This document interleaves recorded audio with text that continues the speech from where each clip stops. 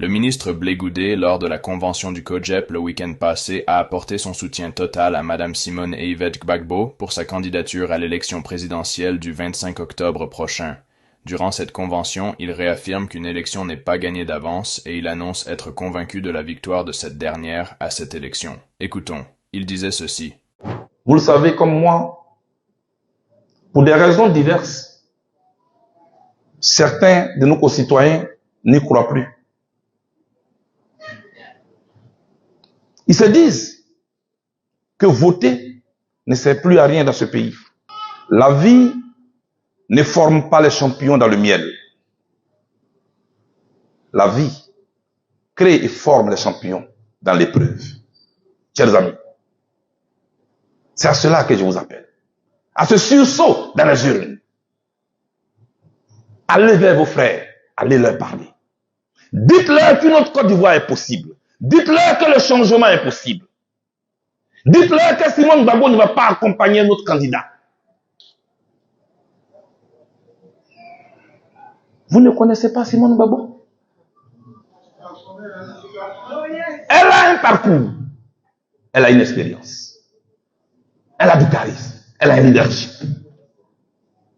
Elle sait ce que c'est que le bonheur, mais elle sait aussi ce que c'est que le pire.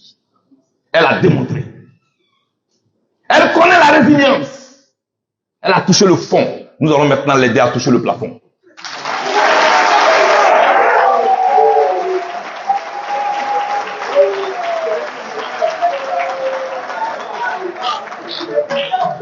Simone Gbagbo a une histoire dans ce pays. Et elle connaît l'histoire de ce pays. Elle n'a pas étudié que l'histoire. Elle a fait l'histoire. Elle a aidé ceux qui font l'histoire à écrire l'histoire. Avec ses maîtressures. Avec ses pleurs. Mais derrière ses pleurs se cache une grande stratège. Qui va être la première présidente en tant que femme de ce pays-là. À partir de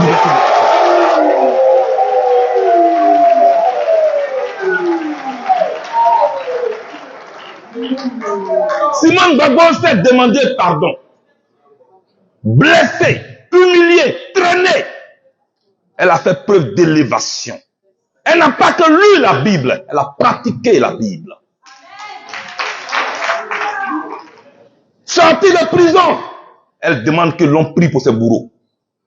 Elle passe à la télévision et elle dit, même si je ne suis pas coupable, je demande pardon parce que j'ai été responsable. Ma responsabilité est engagée. Alors là, vous allez faire la différence entre la culpabilité et la responsabilité. Elle dit, c'est sous mon mari, c'est sous notre régime, c'est sous le président que j'ai soutenu qu'il y a eu des morts. Même si nous ne sommes pas coupables, c'est notre responsabilité. Alors, je demande pardon à toutes les victimes. Alors que quand on regarde dans le rétroviseur, cette femme, cheveux arrachés, traînée, sans même un gilet de pare-balles,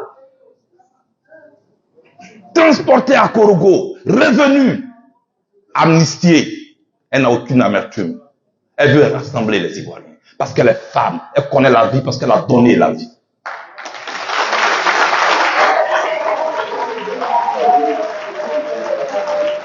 C'est cette personnalité-là que nous allons accompagner. Et c'est d'elle que je viendrai vous parler dans les jours à venir. Je viendrai dans vos villes. Je viendrai dans vos villages. Je viendrai dans vos appartements. Je viendrai vous voir.